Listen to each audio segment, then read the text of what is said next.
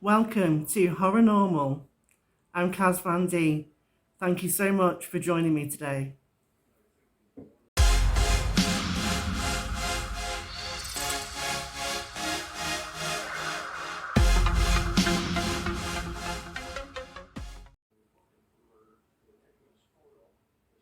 Well, hello everybody. Welcome back to Horror Normal. This is part 3. Today we are looking at UK's first ever female serial killer.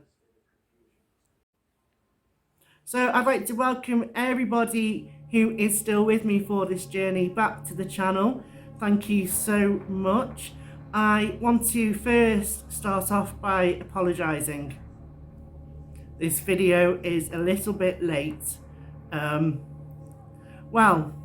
Okay, what can I say? The UK has been having a massive heat wave. Now, if you know anything about the UK, then we're not used to the heat. It's normally cold, breezy, wet, but this year, thanks to global warming, we're having a massive heat wave. So it's been up to like 31, 32 degrees Celsius, which for us is very hot. That is why today, I don't know if you have noticed, but I am au naturel. I have no makeup on today because, let's just be honest guys, I will sweat it off. I will not look good. I will look like a water painting that's been wet. So yeah, no makeup. So that's the first thing I want to apologise about. But you know what? I don't even know why I'm apologising about it. Women should be proud of being au naturel. We shouldn't feel pressured or feel that we need to wear makeup, you know. But granted, for many of us, it does make us feel a lot better. But that being said, I'm not going to let it stop me today. Like I said, today is the UK's first ever female serial killer. In part 1, we looked at Guille Marguerite Gottfried. In part 2, we looked at Lavina Fisher. Forgot her name then. How could you forget Lavina Fisher? And as promised in part 3, today I am bringing you UK's first ever female serial killer. And do you know what? I think she was actually UK's first serial killer. It's been suggested that H.H. Holmes, who had the House of Horrors in 1890, I believe, was UK's first serial killer.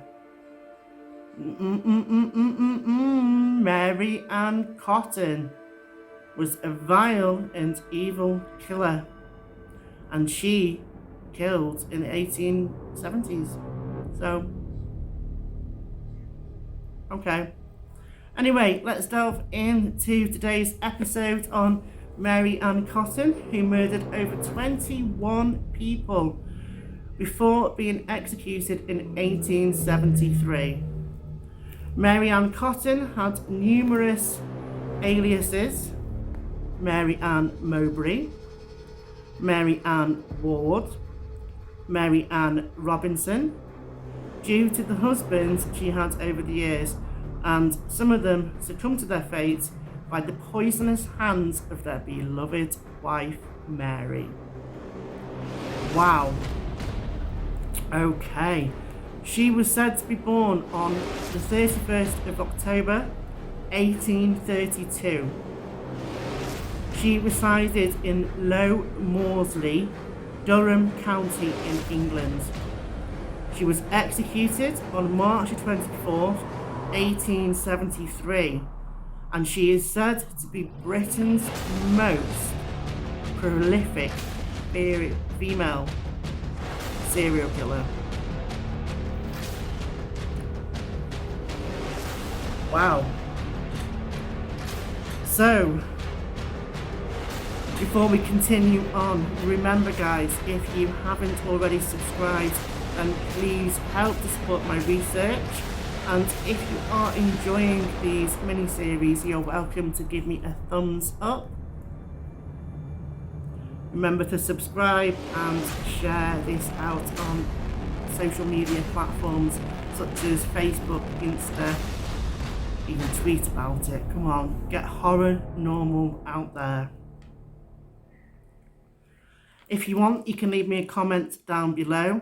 I appreciate that not everybody uses their mobile phones or computers, and therefore when you're watching it on TV you're unable to make a comment. But if you are on a laptop, a tablet or a phone and you can leave a comment, please do so. I'd love to know if you guys are enjoying it so far.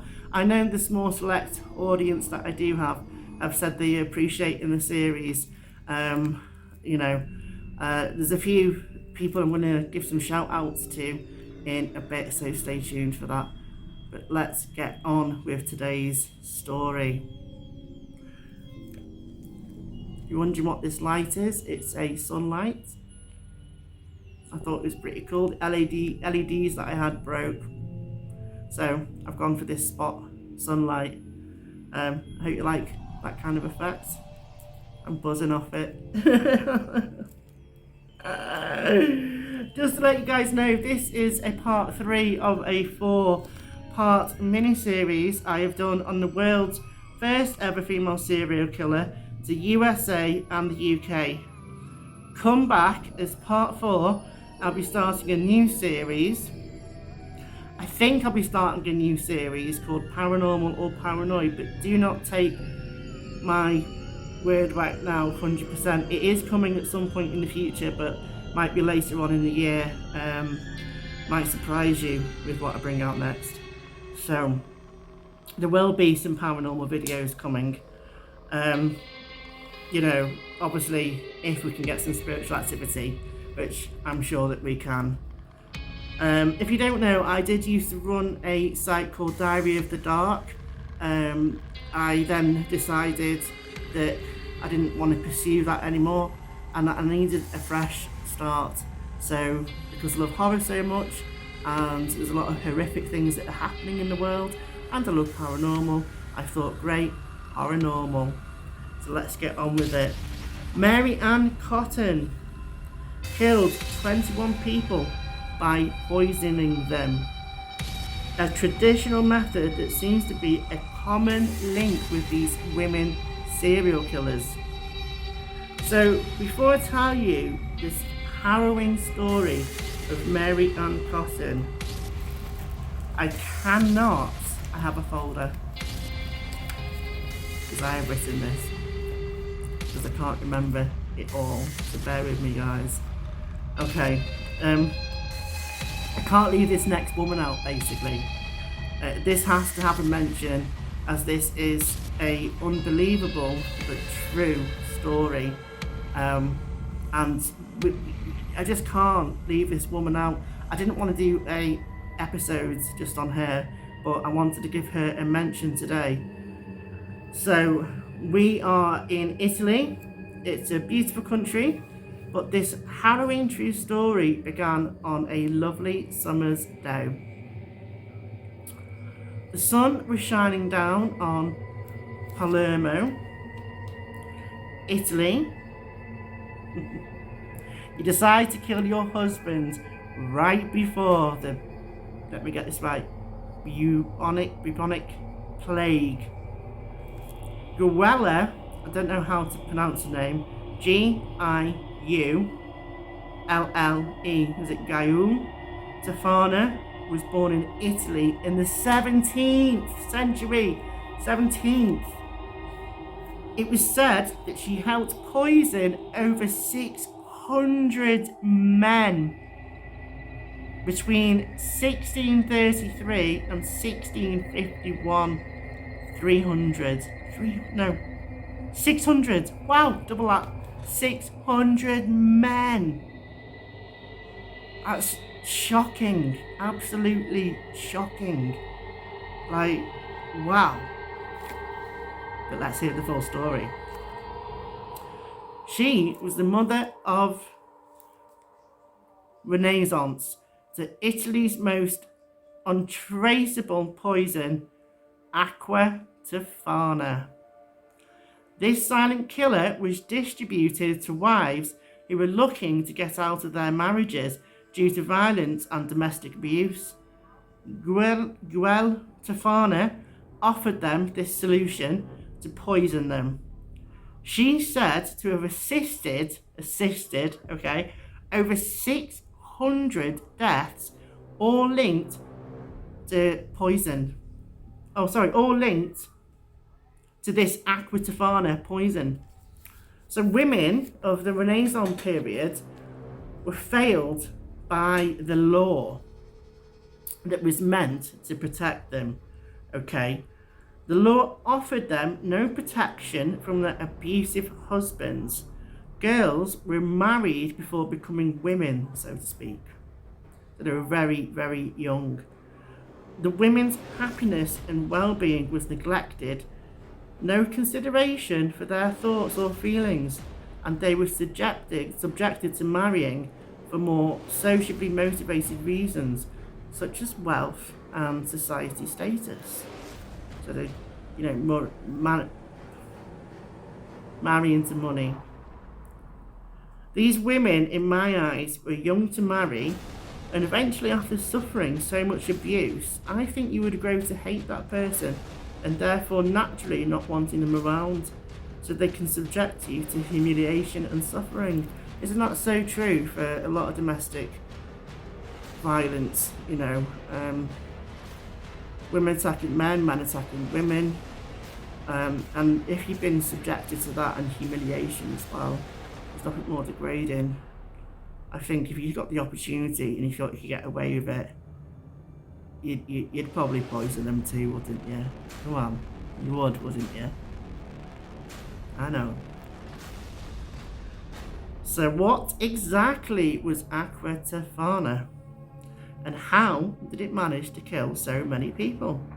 Aqua Tofana was a colourless and odourless concentration that only 4 drops at a time could be easily snuck into wine, beer, water even, tea, without any suspicion. After only doing this 3 or 4 times over a controlled period, the husband would begin a slow and painful death. Reports of stomach aches and cold-like symptoms may be even disguised as a common disease. There would be no traces of the substance under any post-mortem. Okay? Wow. The wife would not undergo any suspicion and therefore getting away with murder. According to historians, her career lasted over 50 years. 50 years. And it is still very unclear if she was executed or if she died in a prison of natural causes. So we don't really know what happened to her after this. It's a little bit patchy, unfortunately. I was unable to find any pictures of her or drawings, but to have helped murder over 600 men, and she was offering these women a way out because she truly cared what happened to them, or if it was something more deep-rooted and evil, we will not know. So I'll leave it to you. What do you guys think? Remember, if you are liking these stories and episodes, then please make sure you subscribe so you don't miss a thing. Thank you. Right. So, we've got that covered. Giulle Tofana invented this aqua Tofana poison, and it was colourless, it was odourless. She managed to murder over 600 men. Was it justified though? Do you think that she was doing society a service, or did she get some secret kind of kick out of it? We'll never know.